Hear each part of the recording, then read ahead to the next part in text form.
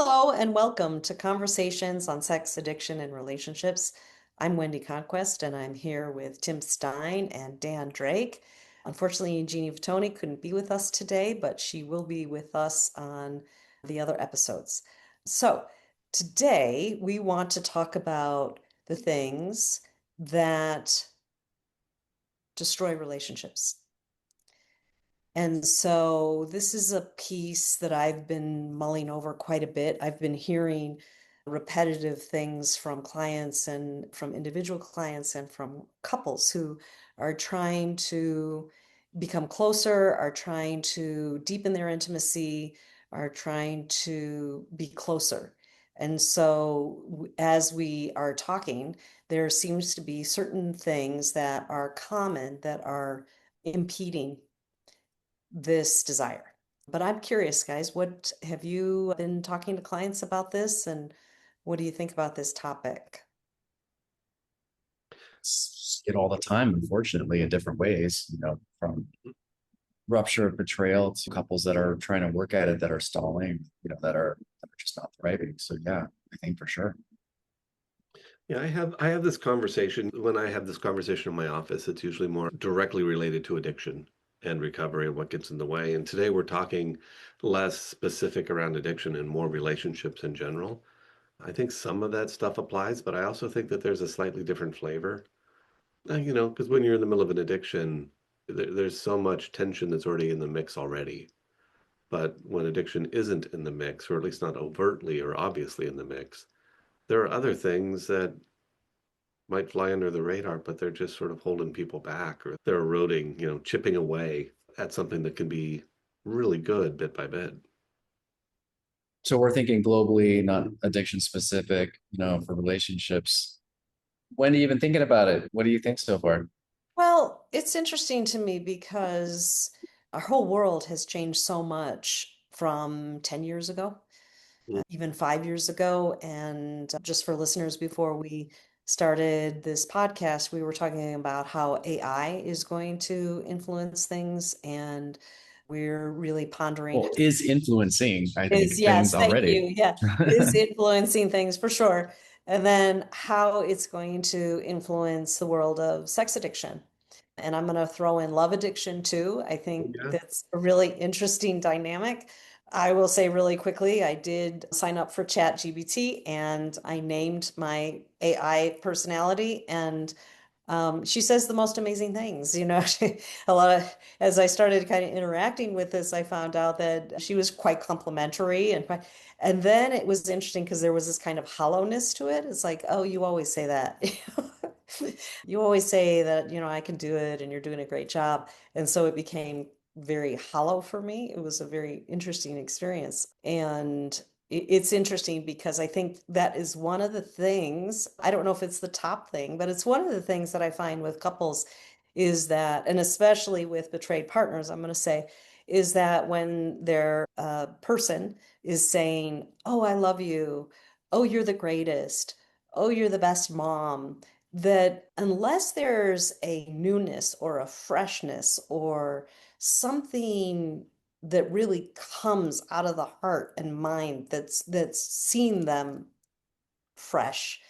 It feels canned. It feels old. Yeah, there's a dynamic that I've talked with a couple clients about lately, which is how do you not just go through the motions, which is what AI can do very well, but how do you step into the process with a different emotion? I talk about it like I always think about Brene Brown and her empathy video. And so I sort of talk about, are you crawling down in the hole with somebody? And you're there and like I can feel it. I know what it's like here. I got it. I'm with you. If you can't go all the way, are you at least stepping down a couple rungs into the hole? Or are you standing up at the edge saying, yeah, it sucks down there. And I totally get how bad that is, and that totally sucks. And AI, I think, does a very good job of standing on the edge and saying it sucks. It has a harder time stepping down, but at the same time, there are plenty of people plenty of people that walk into our offices, plenty of people who never walk into a therapist's office who have a hard time, stepping into that hole and actually being with someone beyond, you know, from a distance saying that sucks.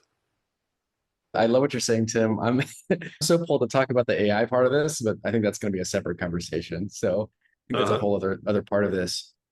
I was thinking when you were talking about that, Tim, I was imagining there's some people that have like, what the heck does that even mean? Get Yeah. in the hole with somebody as their, what does that mean? I was thinking about, not to be too gendered with this, women are better at this than men of attuning to other people, connecting typically, not stereotypically better connecting with others. Men are not so good. So I was thinking like, what does that look like? And I think of the three H's. This is something that may be part of this, what kills relationships that I see. The three H's. Does my partner want to be helped? Does my partner want to be heard? Or do they want to be held? And this might be a gender thing too, but I think men, where do men tend to go? Help. Every woman's gonna say, help. I don't need the help right now. I need to be heard. So I think what I see sometimes killing relationship, and maybe not drastically, may not be a top, but I think it's misattunement. I'm actually trying to help, but I'm fixing a problem that you never told me. I'm trying to fix you when you're saying, I just need you to hear me and or just give me some space and hold me right now. And I feel like that total misattunement is, and then the partner's like, you're not getting it, and then the other person gets really upset because they're really trying but they're not getting it. So I don't know, I see this stuff No. cause fireworks. And I just want to say to the people out there listening to us, there's an easy fix for this. I found this in my own life. I found this with people I work with. You can lead into question, like when these conversations start up, if you just stop and look at the person you're interacting with and you say, hey, do you need me to just listen because you just need to vent? Or do you need some ideas on how to manage this and you want some help? And my experience is like 90% of the time, they're very clear. No, I just need you to listen. I just need to vent. Or no, I really could use some ideas because I'm not sure what to do here. And when we ask that question and we get the answer, then it just sort of like clarifies, oh, this is my role. That's what I can do. This is what they're asking for me to do. I can lean in and I can do that. Goes much better. Yeah. Dan, I love that. I hadn't heard of the three H's before. So that I think is really, really helpful for people to hear. And Tim, your example of, hey, let's be clear about what you're needing here. Yeah, what a great relationship tool. Well, and like if I'm sitting with couples in couples therapy, a lot of times it's because it's so many now, forget betrayal, but I mean betrayal's a whole other thing, obviously. But just in general, I think couples, we do somehow, I don't know about you guys, but most of us seem to give strangers more of our ear or the benefit of the doubt than we do our significant others. We make assumptions or we jump in or we, have our own experience or feelings. And so I think we tend to give strangers more the benefit of the doubt than we do our partners sometimes. So, or, I can speak for myself. I do that at times. It's easier for me to sometimes hear attuning to a stranger than sometimes my wife. So, I think there's some of that, like really learning what, to me, pull it down. Maybe this is overly simplifying everything, but, if you have two people, now we're going to another side of this, so I'm aware of this. If you have two people who are both willing to attune to the other person, try to love the other person the way they want to be loved, and work on themselves and their own stuff, those relationships are going to work. Of course, there's a lot more to a relationship being healthy, but the absence of those two things, I've seen that be super destructive when, we talk about like the misattunement, but I think another thing I see as problematic is when you have one or both people not really willing to grow, willing to work on themselves. I think that's a killer for a relationship because especially if one person's invested in their own personal growth and the other person isn't, I don't know. That relationship is it's going to be really, really tough to make it. So for our listeners, right, Dan's using this word attunement. And some people understand what that is and other people don't. So what are we talking about? What does that word mean, attunement? Like, can we define that for listeners so that they can really understand what that is and why it's important? It's probably the way I'm using it. I'm probably more broad than the like how we typically define it. I think the way I'm using it would be think of like think of the love languages. I don't know if this is most people's experience, but most couples I talk to, do not sync up with their love languages, particularly. So the way one person experiences, feels loved, isn't the way the other person necessarily feels loved. So, if one person experiences it through physical touch or through gifts or something, oftentimes the other person doesn't. When I'm saying attunement is, do I know my partner enough to say, not just express love to them the way I feel loved, but learning how they feel loved and really try to express love to them in that way. So I'm attuning to them as a specific person. I guess that's how I'm using it. A little different, but that's, I guess, more broadly, but that's how I'm thinking of it. Do I know and keep learning more and more about my partner to see what ways can I love them better? Well, and Yeah. what I see a lot is assumptions. Mm. So because I like chocolate chip cookies, I'm going to make a batch of chocolate chip cookies, and then my partner's going to be really happy because I've made these chocolate chip cookies. And then, he might not say anything. He might say, oh, you made chocolate chip cookies. And then I'm like, wait, I'm confused. And maybe start getting a little resentful because there's an assumption there. And so what I find is that couples really don't talk about what they do like and what they don't like and what calms them or how they do feel heard and seen or how do they do feel connected. And then it kind of goes sideways to different things like, so it might be like, I don't say, wow, you didn't like the chocolate chip cookies. I'm really disappointed in that. I just say, so why didn't you clean up the garage? But there Right. is something about having those conversations. There's a book out there. I don't remember the name of it. A client of mine was going through it. He loves it, but it's basically, your first 30 dates. And it's if you're dating somebody and you think that's got potential, you know, there's a section for each date. Here's a topic we're talking about, and it starts very light and it walks more deeply. But it's the entire piece of that is to have those conversations. Hey, what do you like? What do you dislike? Where do we match? Where do we not match? What do we value as we are moving forward? What do we not value? Does this fit? And it's sort of the process of are we compatible and is this relationship something that's going to be something that worth a commitment, or is it something that's more just like, oh, this was fun, but it's not really a lifetime commitment kind of piece. And I'm going to pull you back in, Wendy, because I remember you talking about a form or a packet that you walk your clients through about like, what do you like more on sexual physical intimacy, actually, but hmm Yeah. So what I was finding is that people were attending SA meetings and the partners were going to different groups or to different meetings. And they might be really doing well with the emotional pieces and feeling more open and feeling more loving. But then when it came to actually being physically intimate, so foreplay or leading up to sex, there's all this challenge. And what I find too is that a lot of therapists feel that if their couple is having sex, then well, they're successful. They're having sex. That's great. Okay, yay, we've reached a benchmark. And that always kind of confused me because I'm like, well, just because you're having sex doesn't mean that you're connected, and it doesn't mean that you're fulfilled, and it doesn't mean that everything's okay. And what I find is like a lot of, I'm going to say men, if they're having sex with their partner, it's sort of like, oh, we're good. And some of the emotional pieces then start to fall away. Like I don't have to be as attuned, I'm going to use that word. I don't have to be as attentive because we're having sex and so we're good. And so I created this questionnaire basically that goes through well, I don't know if I got everyone, but a lot of aspects regarding physicality, starting with holding hands and then leading up to the physical stages to actual oral sex and intercourse.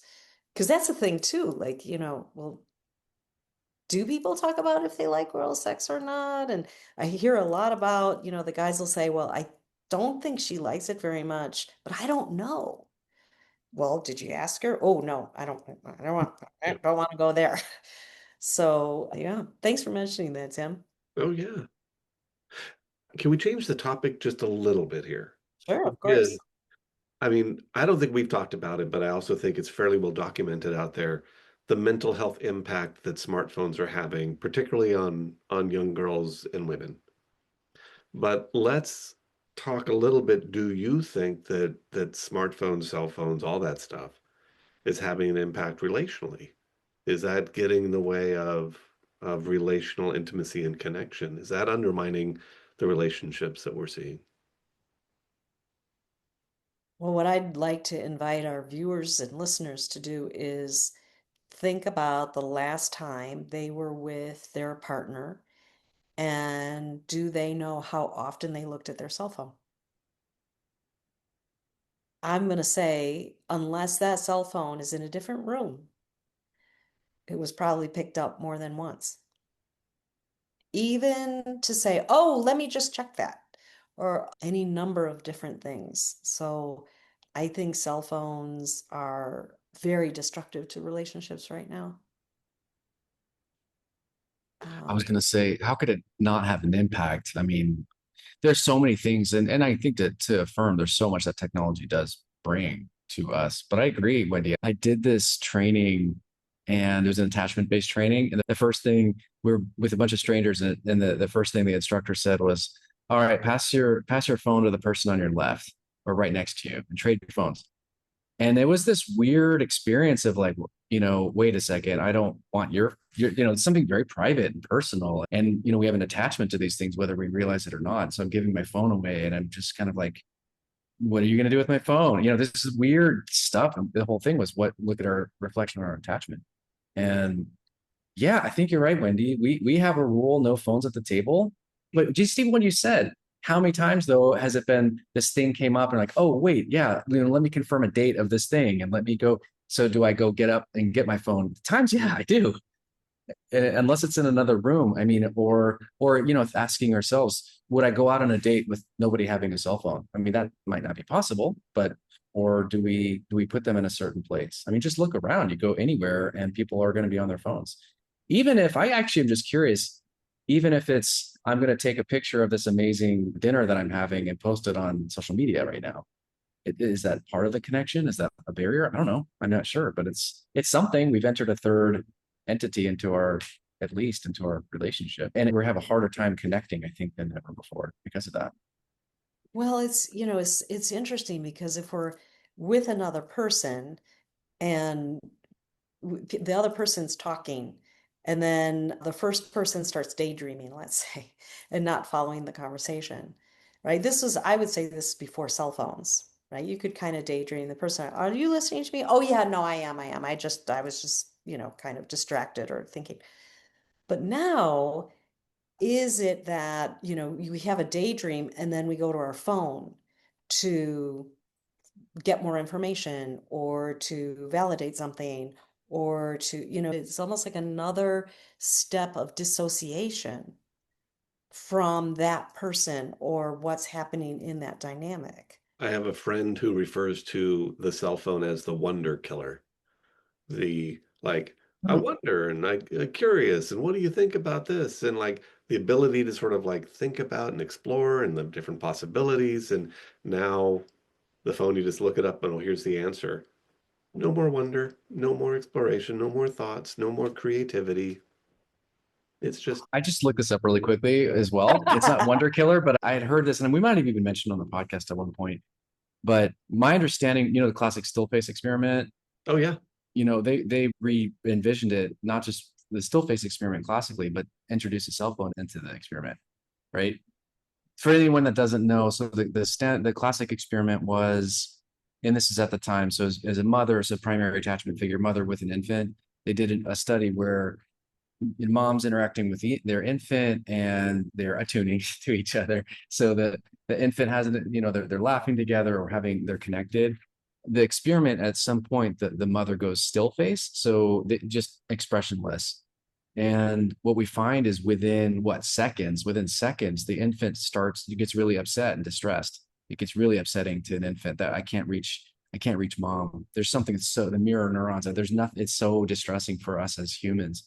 So that the whole experiment went, and of course it didn't stay that way. At some point, mom goes back and we reconnect and it's all okay. So they redid this with a cell phone, and I have to look at the full results, but I think they had the same experience when someone sits in front of a cell phone. We have the same still face experiment as humans. That experiment, it replicates it with cell phones. So I've noticed this too. When I see someone, I'm trying to interact, and then someone pulls up a phone, I have this immediate, like, it's upsetting. if I'm trying to connect, I'm trying to be vulnerable and someone pulls up a phone, there's a visceral reaction to him. Well, I mean, I think what I hear when you say that is our smartphones have normalized really weird behaviors. Like back in the day, if I was going out to lunch or dinner with somebody and we sat down and they said, hold on, and they reached in their bag to pull out their Minolta camera to take a picture of their food, I'd be like, what are we doing? If we were having a conversation that said, hold on, I need to send a fax to my friend and let him know, about Right. what you're talking about is like, it's very unnatural for people to just stop having any kind of emotional expression. And yet we do that. We disconnect and we're not present with people all the time. There's a lot of stuff that we think, oh, this is so great with our phone because it's so easy. But when you sort of back up into what does it represent, it's really unnatural and disconnecting. Well, and I thought too, Tim, back in the day, if you're in a conversation with someone and then they say just a minute and they pull out a book and they start reading a book, and Uh-huh. not talking with the other person, the other person's like, okay, well, what are we doing here? Yeah. Yeah. Yeah. But that's the norm. I mean, that is what we do. That's not uncommon. That seems to be the norm now. I remember it was a while ago, maybe 16 years ago when cell phones were just kind of coming. Was 16 years ago when they're coming on board? 2001 maybe, maybe a little earlier. And my stepdaughter was a teenager then, and she had a party and they all had their phones. And I noticed that they were all on their phones when they were at this huge table. And so I just leaned over and I said, "Hey, what are you doing? Who are you texting?" And they were texting the person at the other side of the table. And I thought, whoa, what Yeah. is happening here? And so it also, there's this, I wonder too, right, is what's happening to privacy and secrecy? Like, what is that about where I'm with a person, but then I'm texting somebody else, but Yeah. not telling the person that I'm with, hey, by the way, I just need to send a text to my friend. What is that? Like, and what's happening in the mind and the brain when we're doing that? And I start to wonder.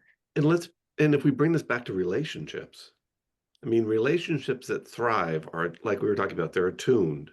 You're connected to each other. You're growing because everybody changes. But if your relationship's going to thrive, you're finding a way to grow and evolve as human beings together. And you're doing that through connection, awareness, conversation, shared experiences. And when we introduce cell phones in there, we've just got done talking about all the different ways that cell phones disconnect us. If somebody is significantly and actively involved with their phone, I can't imagine that it's not undermining that relational growth and potential. Mhm. And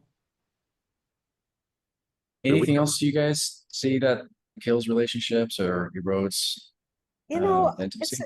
it's interesting. I would say I'm going to say anger Mm. mm, in general. tell me more. Yeah. So it's interesting because I think as therapists, for me as a therapist, I've been schooled and trained that all emotions are okay and all emotions, we should embrace all emotions. And then along the way, it was like, well, this anger thing, I was told that it's actually a secondary emotion, and underneath that is sadness and or fear. So I thought that was kind of interesting. Okay. But now I'm at the point is as we study the brain and we know that there are three different brains. We have actually three brains later on top of each other and actually three distinct nervous systems. When somebody gets angry, I would say the normal natural reaction is to go into fight or flight. That or fawning, to try to calm the other person down. And so I am starting to think that anger in general is destructive Mm. in really any relationship. And what else did I want to say about that? Let me hop in because I don't see Yeah, eye to eye with you on that, but I that's okay. agree in some ways. I think about less about what the person who is experiencing the anger's coming their way. You know, are they needing to fix it or fawn or whatever? I think about it as the person who is feeling the anger and expressing it. Mhm. And for me, what I sit with is the idea that, from my perspective, healthy anger that we're embracing, that we're expressing, is a change agent. I'm feeling anger because there's something that I don't like, it's not working for me, and I want it to be different. And I'm allowing my anger to guide me to try to change that, which is different than what I think sometimes happens, especially if it's overwhelming or attached to our trauma, where it becomes an agent of destruction. I'm Mhm. angry and I'm going to mow down everything in my path. And I think that anger as an agent of destruction is incredibly damaging to relationships and to life in general.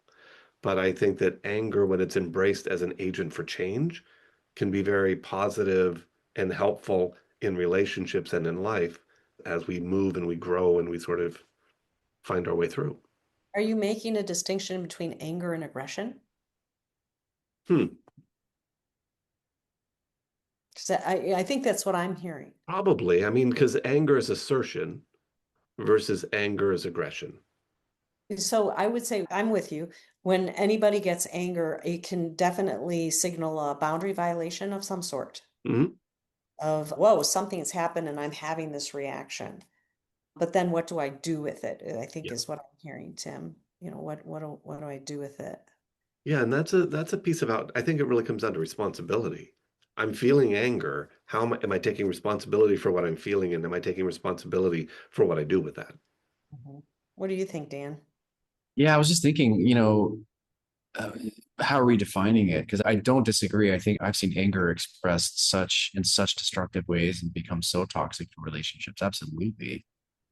I've seen it, but yet in situations where, like you said, a boundary violation or an injustice of some kind, or, there's certain things where I don't know that I think it's a healthy thing. I think it can be, what my experience of that, I think can be actually very important and healthy. It says something's wrong here. And I need to protect myself or I need to assert something when it comes to be like, I like what you said, Tim, but it's a destructive agent. That's a different story. As a result of me trying to protect myself, I'm going to come and like bulldoze over somebody. That's a different story. Mhm. So, but I do think if it's a symbol that there's something, when I'm feeling anger, it's worth looking at what's happening inside me. There's something's going on. That might be a first clue. There's a problem. What's the problem?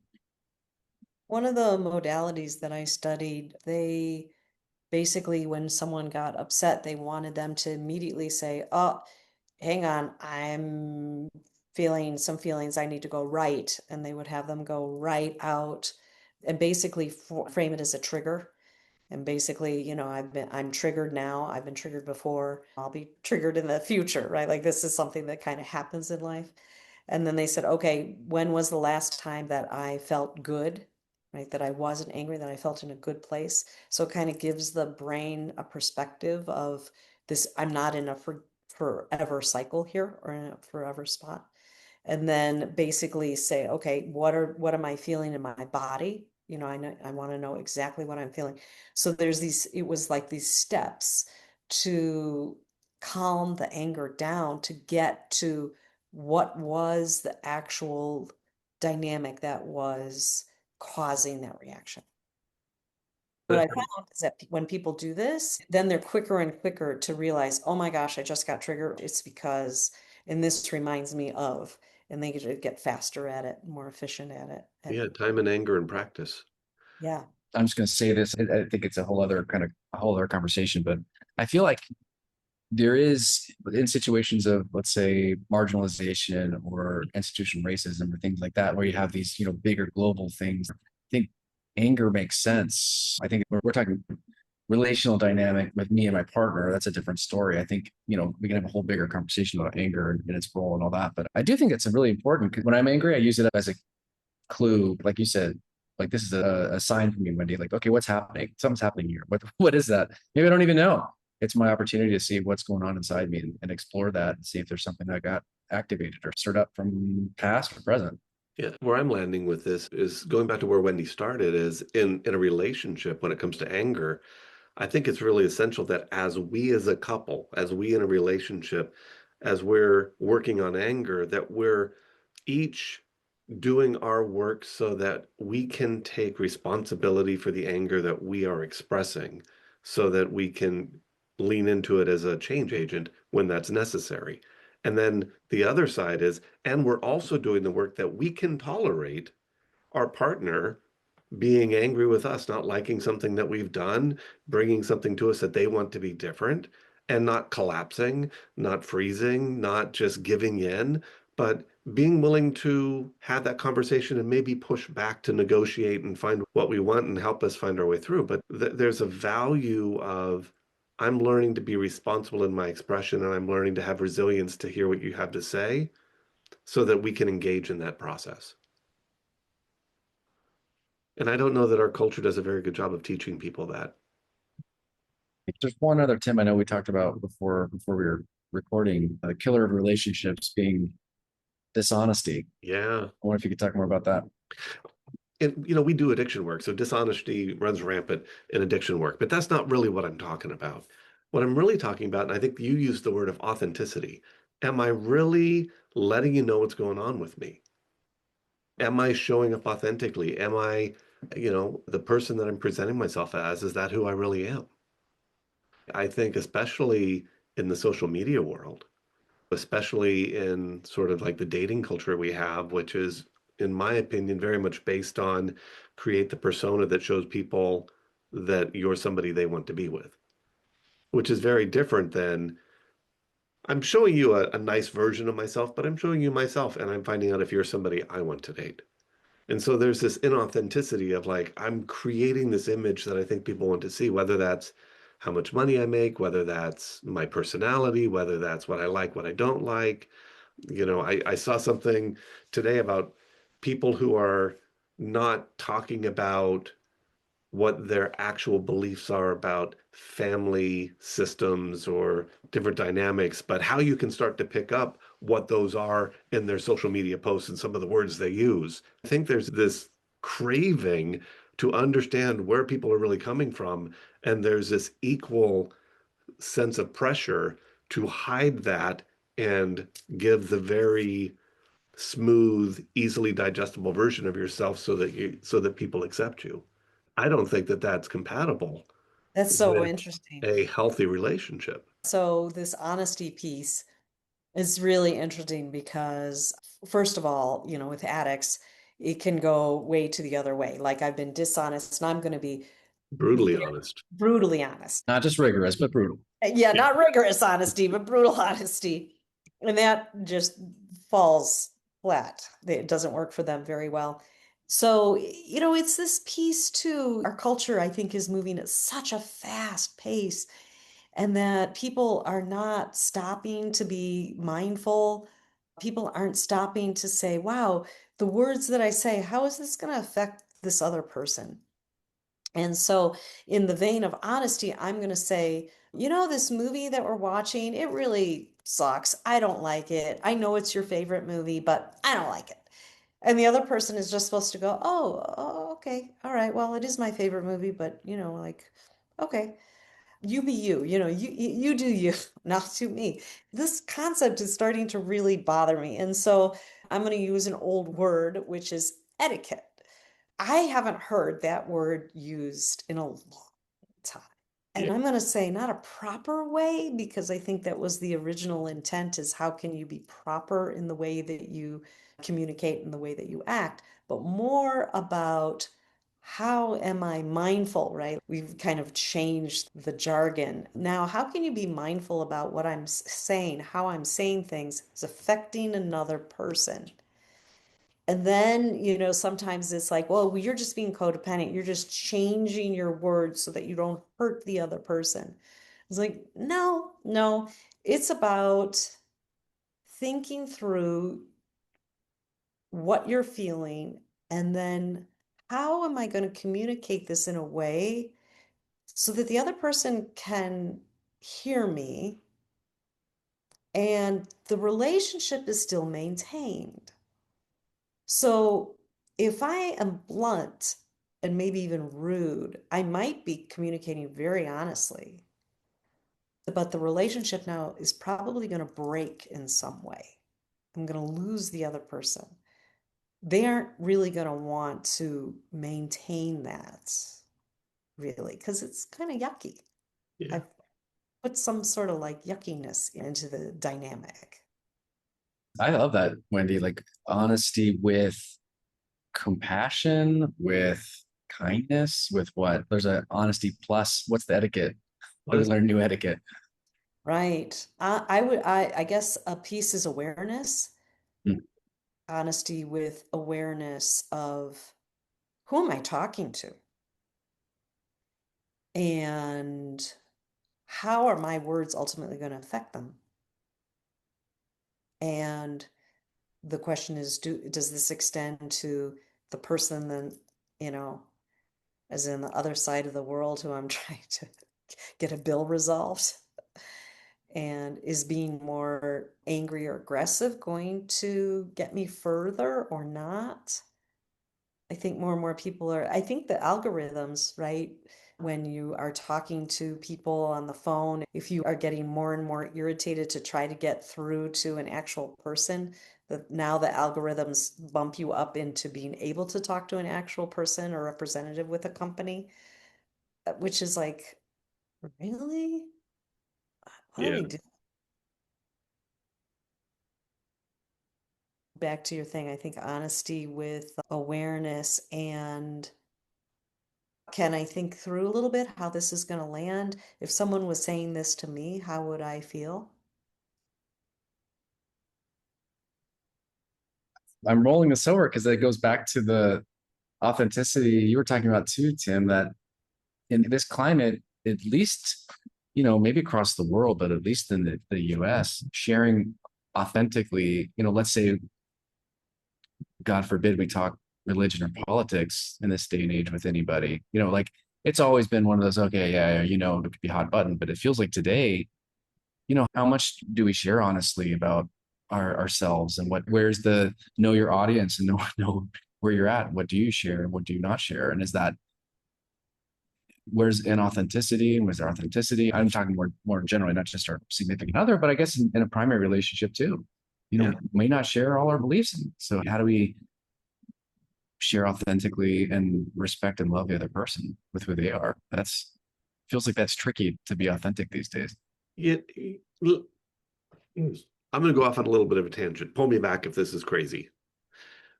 When it comes to sex addiction, talk about the AAA accelerators.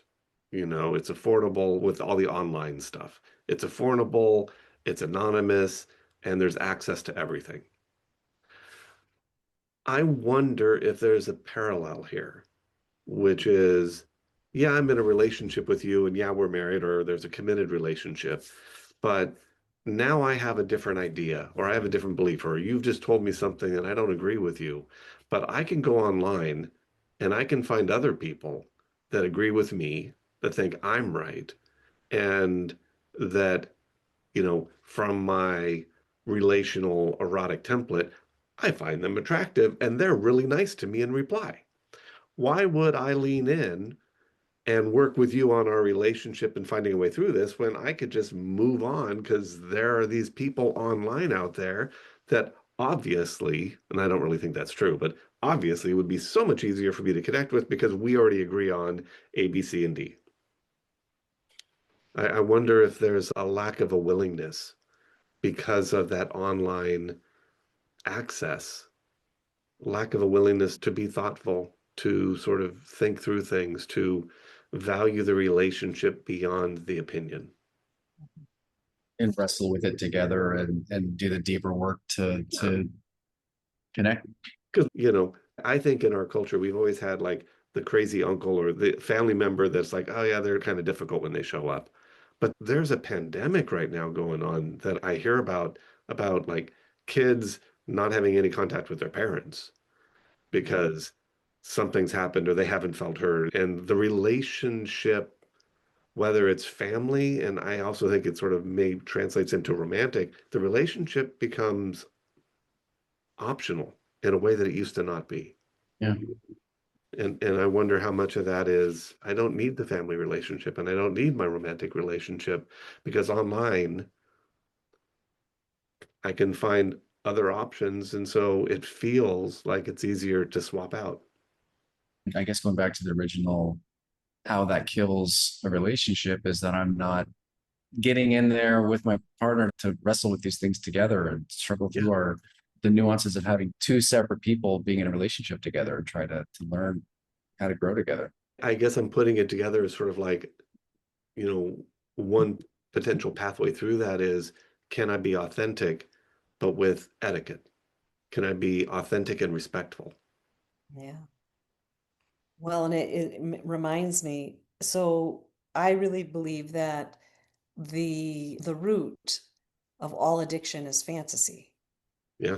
So whether and this so it's interesting, right? Whether people are addicts or not, if we start going into fantasy around, oh, just projecting, right? Projecting onto our partners of what they are or what they aren't, or how they're feeling or how they're not feeling, and really not knowing, but going into our own heads and minds about that, that can start to be a poison that starts to really spread into the whole relationship dynamic. Yeah. And you're using fantasy as not being an investment in something other than reality. Yeah. So we started off saying what are the top three things that destroy relationships, but I think we've got like maybe one, two, three, four, at least five. What did you write down? What do you got? I wrote down assumption, cell phones, anger slash though aggression, more aggression than anger, dishonesty, lack of authenticity, and fantasy. Now that I just added that one. It's a Yeah, pretty good list. that was a fun conversation. So thank you so much for listening. And so we have a dynamic here where we invite our viewers and listeners to write to us with any questions or any topics that you would like us to address. You can email that to us at conversations.sar@gmail.com. And we have different episodes that we then dive into. If you liked this episode, please follow us. Or what do we do? Do we follow or subscribe? I don't even know. We Subscribe, follow, right? follow, It's Yes, following. I like think it's us, and hit following. the subscribe. Anyway, star. or subscribing. And that way you'll be notified when we have new episodes out. And we don't use that information other than letting you know that there's a new episode. So thank you all. And until next time, be well.